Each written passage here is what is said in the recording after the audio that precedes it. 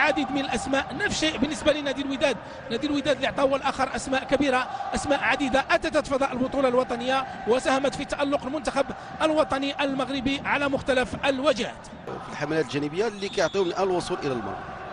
ركنيه كتنفذ لفائده فريق الوداد، مرتدى فال، تدخل عناصر فريق الجيش الملكي، ابعاد الكره عند لاعب النقاش للوراء للاعب نصير كيحاول كتمشي له الكره، خطا لفائده فريق الوداد البيضاوي. مجازفه في هذه اللقطه هذه، كون ما كانش خطا فكان غتكون خطيره على الحارس العربي بالفعل، لانه كان الاختيار ديال اللاعب نصير كان اختيار يعني خطير، لو تمكن منها لاعب فريق الجيش الملكي كانت تكون خطيره. هذه محاوله لفائده فريق الوداد وتضيع محاوله سانحه لتسجيل بواسطه اللاعب فابريس اونداما، كيوصل الاهداف ولا محاولات ديال الهجوج يمرر كره فوق طابق من ذهب لاونداما، واونداما يضيع اول محاوله خطيره لفريق الوداد في هذه المباراه امام فريق الجيش الملكي. يعلن عن ضربه خطا لفائده فريق الجيش الملكي قريبه من الركنيه. هذه محاوله خطيره لفائده الجيش. حارس الوداد زهير العروبي يعطي تعليماته كتنفذ، وحارس الوداد يبعد الخطر في اتجاه اللاعب نصير يمرر للامام في اتجاه اللاعب حسني، كتضيع الحسني كتمشي عند قرناص يحتفظ بالكره.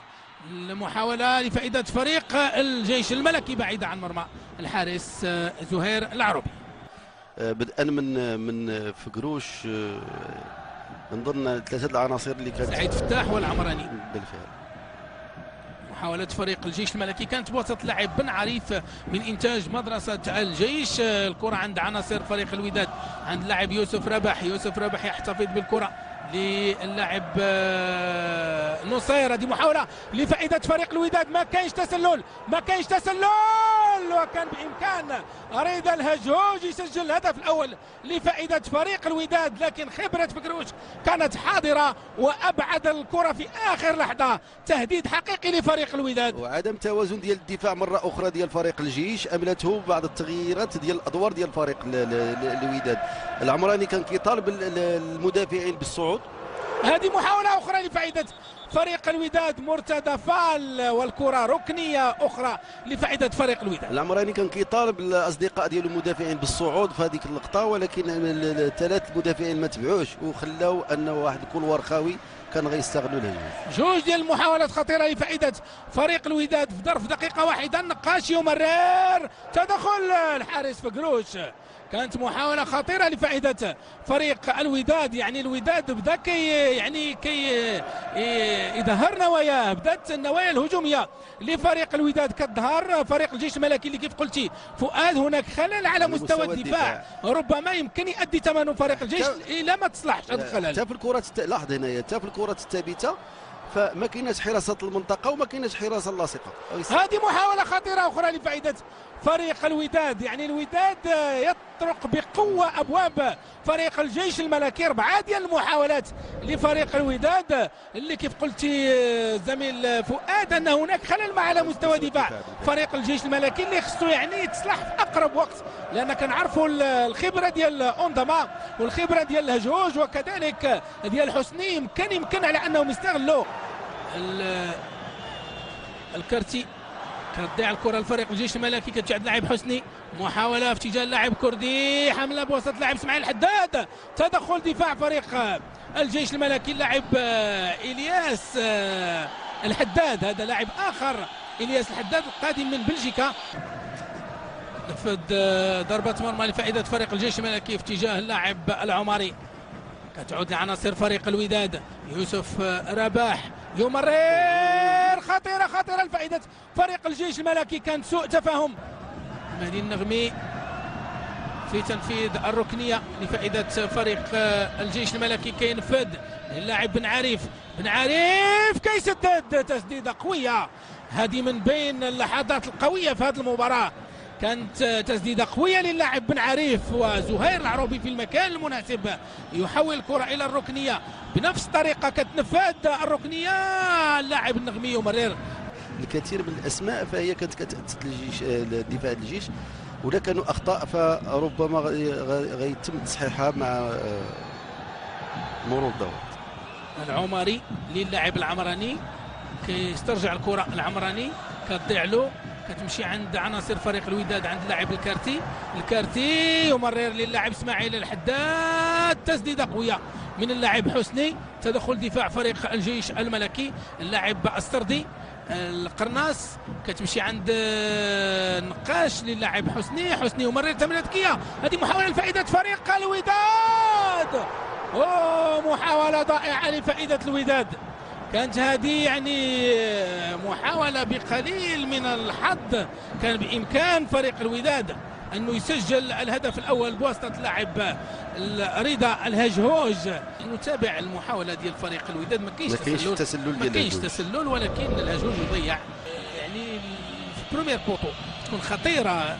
لاحظ التنفيذ ديال بن عريف، كيكون تنفيذ خطير على مستوى الركنيه. محاوله مضاده لفائده فريق الوداد، لاعب محمد رضا الهجوج يقود حمله لفائده فريق الوداد، يمرر للاعب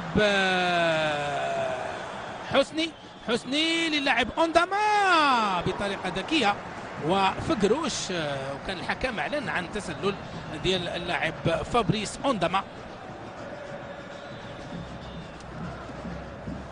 للوراء لإلياس الحداد، لبن عارف النغمي، كتضيع له الكرة، ما كاينش خطأ، كتمشي عند اللاعب ولا مؤازرة اللي كيسدد بقوة، هدف لفائدة فريق الوداد. رضا الهجهوج كيسدد بقوة وكيعطي الهدف الأول لفائدة فريق الوداد. يعني راه قلت لك الله يحسب عاون فقروش، لأنه غادي يبقى يصد غادي يرتكب خطأ دفاعي كبير جدا في التغطية الجهة اليسرى ديال فريق الجيش، أعطاه هدف، لأنه كثرة الأخطاء ربما غيبقى يصمد لها فقروش، ولكن ربما كنت كنتظروا غادي يطيح خطأ وربما غيكون بداية.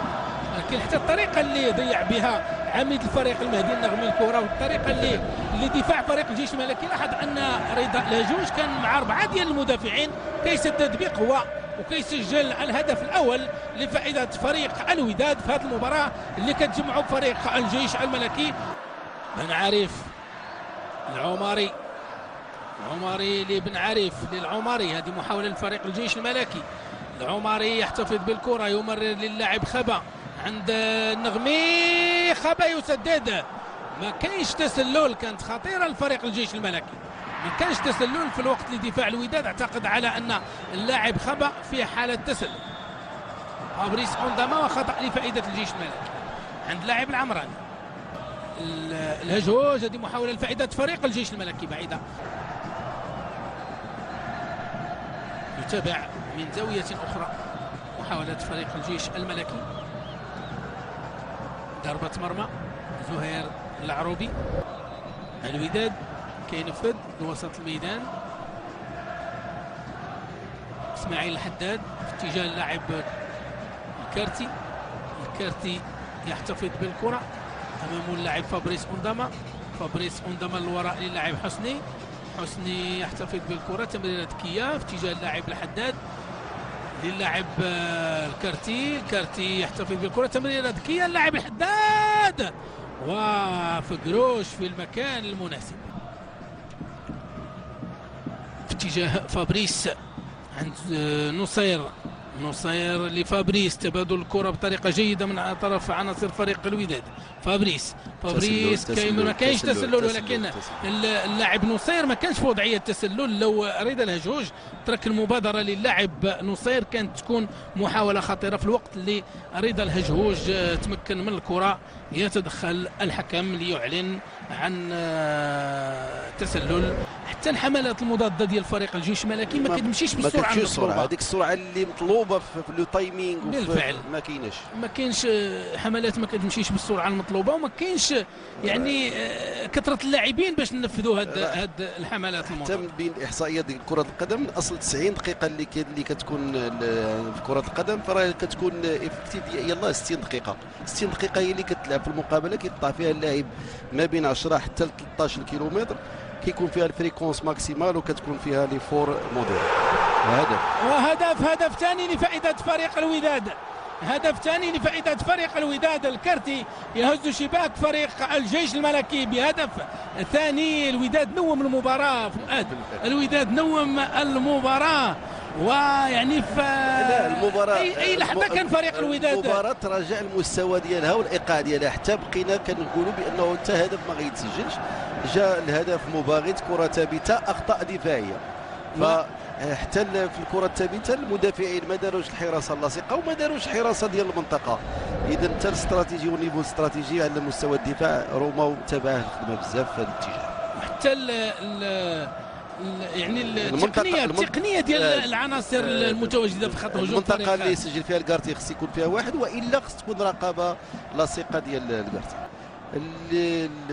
المرور الى ما هو احسن في كره القدم. وبدا الاختيار ديال المدرب جوزي روما وعلى عناصر كتلعب في الجبهه الاماميه. دخل اللاعب يوسف انور، وهناك اللاعب عدنان الوردي واللاعب حسن طير اللي كيستعدوا للانضمام لفريق الجيش الملكي في هذه اللحظات. اختيار ديال المدرب جوزي روما بالنسبه لفريق الجيش الملكي جاء على مستوى الجبهه الاماميه. يوسف انور، تمريرة طويلة، تدخل عناصر فريق الوداد للجهة اليمنى. هذه محاولة لفائدة فريق الجيش الملكي، تسديدة في يد الحارس العروبي. ما كاينش مؤازرة ديال المهاجمين ديال فريق الجيش الملكي. قرناس يغادر، ودخول كذلك حسن طير لتدعيم الجبهة الأمامية لفريق الجيش الملكي. هذه محاولة لفائدة فريق الوداد اللي كيبحث عن هدف آخر في هذا اللقاء في اتجاه اللاعب المترجي اللي من إنتاج مدرسة الوداد. جا الفريق الوداد الرياضي البيضاوي في فئة الفتيان، قادما من فريق النادي البلدي البيضاوي فئة الفتيان، وكان وراء يعني اعطى الشيء الكثير لفئات فريق الوداد. هذه محاولة لفائدة فريق الوداد وهدف ثالث. كما قلت الوداد يبحث عن هدف ثالث، واعتقد زهير المترجي يضيف الهدف الثالث لفائدة فريق الوداد اللي نزل بالثقل ديالو على دفاع فريق الجيش الملكي. والحصة الآن 3-0 لفائدة فريق الوداد. زهير المترجي غادي يتضح بأنه بطريقة كاريكاتيرية باش تسجل هذا الهدف، لأنه الكل أراد أن يسجل بطريقته. وهدف ثالث، فرحة الجماهير التي تساند فريق الوداد في هذه المباراة. 3-0 حصة ثقيلة. وزهير المترجي كما قلت الذي التحق، كنا كنتكلموا على زهير المترجي الذي التحق بفريق الوداد قادما من فريق النادي البلدي البيضاوي على مستوى الفتيان، وكان وراء يعني استقطابه الفريق الوداد الشاكي اللي معروف بالحب ديالو لفريق الوداد. ضربة خطأ لفائدة الجيش غتنفذ بواسطة اللاعب طير، وهدف. حسن طير يسجل الهدف الأول لفائدة فريق الجيش الملكي. حسن طير خطير على مستوى تنفيذ ضربات الأخطاء لفريق الجيش الملكي، يسجل الهدف الأول لفائدة فريق الجيش الملكي. يعني كانت ضربة مركزة لحسن طير استقرت في شباك الحارس زهير العروبي. التنفيذ ديال ضربة الخطأ كان بالفعل بصورة جيدة. معروف على طير انه كيجيد هذه القذافات، سجل اكثر من مرة هنا بصحبة الرجاء ولا الكوكب اهداف جميلة. كنظن بانه حسن طير رجع للدفء ديال الكرة المغربية، ومن خلالها ربما يرجع للمنتخب الوطني. ربما غادي يغير اتجاه الكرة، لكن حراسة لاصقة من طرف عناصر فريق الوداد كتضيع اللاعب يوسف انور اللي كان بامكانه يمرر. كنت عند اللاعب فابريس اونداما للاعب المترجي. مترجي ما كاينش تسلل، لان فابريس هذه محاولة وفي قروش يتدخل. يعني كان فابريس اونداما فطن على انه في وضعية تسلل، وترك الكرة للاعب مترجي اللي هو في وضعية صحيحة، وكيهدد فريق الوداد مرمى الحارس في قروش. نتابع مرة أخرى هذه المحاولة لفائدة فريق الوداد. كيتنفذ التماس، محاولة لفائدة فريق الوداد خطيرة لفائدة الوداد. فابريس اونداما يحتفظ بالكرة، تمريرة، تدخل دفاع فريق الجيش الملكي دائما خطيرة لفائدة فريق الوداد، والعارضة كانت خطيرة لفائدة فريق الوداد، والعارضة ترد الكرة. عدنان الوردي عدنان الوردي يقود حملة لفريق الجيش الملكي. تدخل عناصر الوداد. حكم كيترك امتياز لفريق الوداد. يوسف رباح لزهير العروبي. العمراني حاول لفريق الجيش الملكي في اتجاه اللاعب حسن طير، ومرتضى فال كيتمكن من الكرة. حسن طير كيسترجع الكرة. هذه محاولة لفائدة فريق الجيش الملكي وهدف ثاني. هدف ثاني لفائدة فريق الجيش الملكي. اليوسفي يسجل الهدف الثاني. ولا شيء حسم.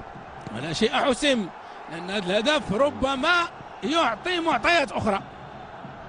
الجيش الملكي ينتفض في الوقت اللي كان منهزم ب3-0، أصبح الآن منهزم ب3-2. هذه من بين كنت كنتظر توشك أنه يبحث على مهاجم آخر مكان فابريس أونداما، لأنه فابريس أونداما بقى كيقلب على امتلاك الكرة لتضييع الوقت، والمقابلة لم تنتهي بعد. كان على مهاجم آخر يجيد الاختراق، يجيد البحث عن الهدف. ففابريس أونداما بدأ يبحث عن المهارات واستعراض الفنيات أكثر ما يبحث عن الهدف رابع. بدينا نشوفوا اهداف في المباريات السابقه، بدينا نشوفوا اهداف. هذا ما كيأكد لنا بانه المستوى في خامس مواسم ديال الاحتراف بدا كيتحسن بشكل واضح. اليوسفي محاوله لفريق الجيش الملكي. اليوسفي كيسدد، والحارس العروبي ما استعملش القوه اكثر ما استعمل اركان الكره في الزاويه. كان تهديد اخر لفريق الجيش الملكي. الحارس العروبي خطأ كان من العمراني، لكن حسن حظه انه كان اللاعب الياس الحداد. هذه محاولة لفائدة فريق الجيش الملكي. محاولة لفائدة فريق الجيش الملكي للبحث عن هدف تعادل. اللاعب الوردي كتضيع الكرة. محاولة مضادة لفريق الوداد. محاولة مضادة للوداد بواسطة 4-3 غادي يسدد. هناك يعني مجموعة من اللاعبين ديال فريق الوداد. المترجي يسدد، وهدف رابع لفائدة فريق الوداد. هدف رابع لفائدة فريق الوداد في الوقت اللي كان فريق الجيش الملكي يبحث عن هدف تعادل. المترجي كيسجل الهدف الرابع والهدف الثاني الشخصي له في هذه المباراة. وضعية غير سليمة لدفاع فريق الجيش الملكي. 3 ديال المدافعين مقابل 4 ديال المهاجمين ديال الوداد. الوداد منين بحثت عن الهدف بطريقة سليمة وصحيحة تأتى الهدف. نظن انه الوداد ما خصهاش تدخل في متاهات ديال امتلاك الكرة بطريقة سلبية. الجيش الملكي لا يستحق هذا الهدف باكملها. فريق يحترم لعطائه ديال هذا اليوم. كنظن بانه الهفوات الدفاعيه كانت هي السبب ديال الهزيمه ديال فريق الجيش الملكي. وانذار للاعب سيسي من صفوف فريق الوداد. يعني الوداد يعني يسجل هدف الامان، هدف رابع سجلوا اللاعب المترجي، اللاعب اللي خلو بواحد ايقاع بطيء. اخطاء دفاعيه رافقت الفريق العسكري طيله المباراه. جوله شاهدنا فيها 5 أهداف مع نزول المستوى البدني والتقني والتكتيكي. الجيش لديه ملامح الفريق القوي مستقبلا، نتمنوا له الخير ان شاء الله. الوداد بدات تدافع عن لقبها من خلال هذه المباراه. اذا نهايه المباراه مشاهدينا الافاضل بين الوداد والجيش الملكي.